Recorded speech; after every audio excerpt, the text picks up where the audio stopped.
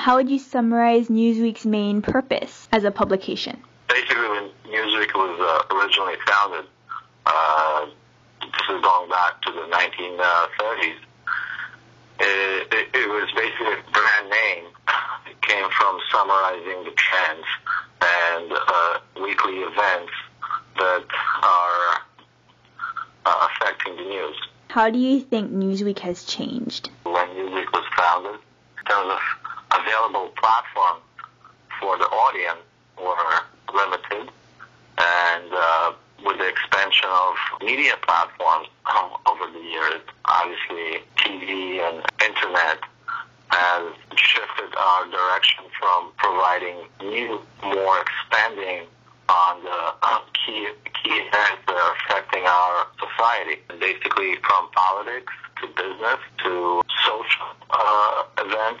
Newsweek has been a trusted source for our readers with facts and expand on some of the stories that they pick up on different sources. Either they read in the newspaper on what's happening on a daily basis, or events that they see on TV. They come to Newsweek to learn more and learn specific facts to be able to form their own opinion on a particular subject. Were there any defining moments in the publication's history? Obviously, the events, the most recent events are the 9/11 event. I think Newsweek was coverage earned the publication many different journalistic awards, providing in-depth information and opinions from different sources. It made Newsweek stand out in the time that it was very gruesome, shocking, a traumatic event that happened here on our domestic soil. Also, Newsweek going back was one of the first publications that had the Watergate case. One of the reporters from the Washington Post actually used to be the parent company, Newsweek. He was writing for Newsweek at the time and had breaking story on that particular case. What types of challenges has Newsweek faced? Basically, being relevant. We are relevant, but there are challenges out there, and then one of them is continuing to sell on the newsstand. Basically, we are in a competition for time and our readers' time, because they have so many choices, so many platforms where they can pick up a lot of the news and readings, how to make it interesting and compelling for them to continue to subscribe and loyal readers to the publication. What are some defining features of Newsweek? Newsweek has more of an original storyline. Our readers rely on Newsweek to provide them in-depth information and insights into some of the key events or breaking stories that they wouldn't find in other publications. So how would you say the coverage of Newsweek's stories and reporting has changed over the years? We are not trying to break news. That's not the goal.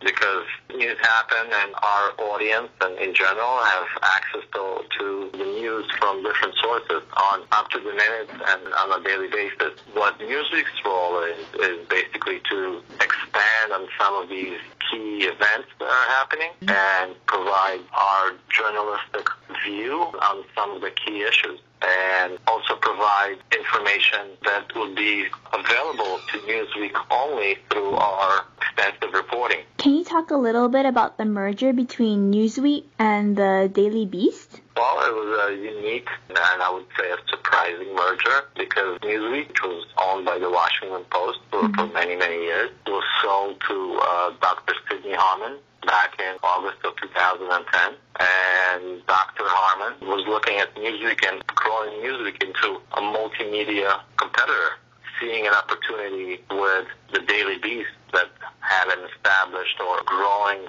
audience on the digital platform, combining both the print element and the digital element from the Daily Beast into one organization. And obviously the key was the leadership of Tina Brown, who's the editor originally of the Daily Beast, for her to be the voice and the leader of this new organization. The formal merger was finalized in February 2011. How did this impact Newsweek? Having a presence on the internet and having the Daily Beast as being part of this whole ecosystem, Newsweek.com was rolled Daily Beast as a channel. So this did not impact Newsweek on the print side, because on the print side it continued to be a vibrant voice and one of the prominent publications in the United States. Adding Tina Brown to the mix actually extended Newsweek's weakness, which was more of a lifestyle and social element that Newsweek was lacking. So I think it overall strengthened the publication and the brand. Can you talk a little bit about Newsweek's 2011 redesign? We tried to enhance the paper quality a little bit. We tried to enhance the logo, make it more relevant to today. And I think we added key features emphasizing our merger with the Daily Beast, adding a couple of sections to the publications that were not there before, like News Beast, which is an element that was on the Daily Beast. Newsweek has a long history of gender bias. In the last few years, has the magazine taken any steps in trying to alter this image of gender bias or sexism? Well, I think having Tina Brown as our editor and the visionary of this journalism entity, if you trace back at Tina's history and Tina's work, you'll find that she's totally opposite of any gender bias. On the other hand, she's a proponent of women's issues in the world. I think some of these claims or concerns about gender bias would be alleviated under Tina's leadership. Is there anything else you'd like to add that I haven't mentioned? I think in general what you will find is our readers, who have been long-term readers of Newsweek, find it relevant. We see Newsweek is being brought up in a lot of broadcast shows as an example of our covers. And what Newsweek is trying to do is pretty much set the tone of the weekly conversation, provide some directions of topics that are affecting our society. And I think in that sense, as a brand, it's very reputable and commands a lot of respect. I think, overall, what we're trying to do now with so many platforms is to make sure that Newsweek is positioned as taking that traditional brand with all that history, being relevant to our readers and from across the board. So basically somebody who's in their 20s will find Newsweek relevant and interesting of a read to somebody who's much older. There's enough coverage in our publication that will garner interest